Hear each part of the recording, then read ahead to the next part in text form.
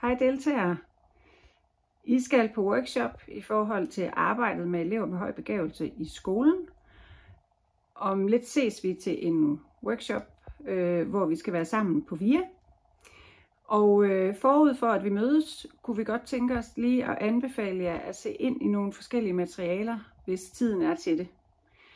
Vi har sendt et introbrev ud til jer, som I har modtaget fra Christina Vogt.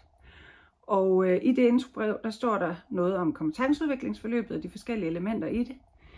Og der står også, at det kan være en god idé at gå ind på EMU og kigge nærmere ind i screeningsmaterialet, som faktisk hører til hjemme på egen skole.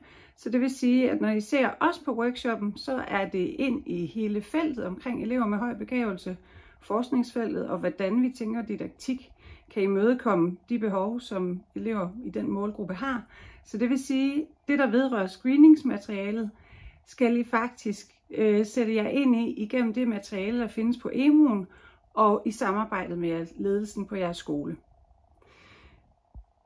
Der er blevet lavet en podcast, som Christina også linker til i sit introduktionsbrev, som I med fordel kan høre, som forklarer lidt om det forløb, vi har været igennem allerede med nogle af jeres kolleger, og også taler ind i en matematikindsats.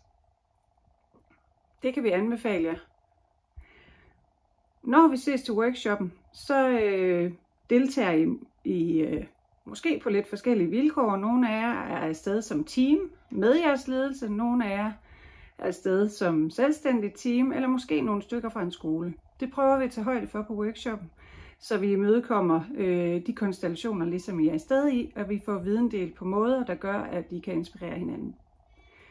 Når vi siger tak for i dag på workshoppen, så går I hjem med nogle idéer til, hvad I kan prøve af konkret i praksis i jeres undervisning, men også idéer til, hvad I kan tale om på et mere organisatorisk niveau i forhold til samarbejdet om indsatsen med for eksempel vejledere og også ledelsen.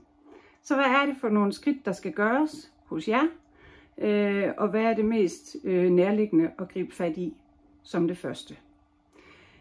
Det følger I op på i en læringssamtale på skolen, som I kan se under visualiseringen her, hvor der står efter.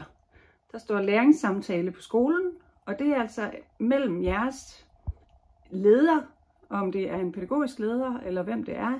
Det er noget, I aftaler lokalt.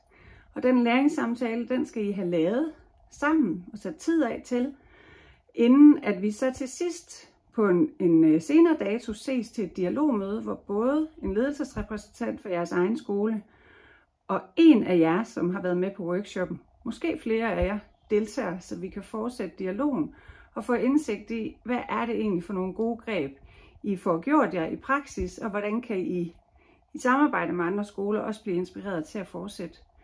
Og hvordan kan vi i fællesskab få øje på, hvad der skal til for at lave deltagelsesmuligheder for alle børn, og især elever med høj begavelse, med afsæt i det, vi har taget fat i på det her kompetenceudviklingsforløb. Vi ser frem til at møde jer på VIA, og glæder os til at udforske feltet sammen med jer. På gensyn.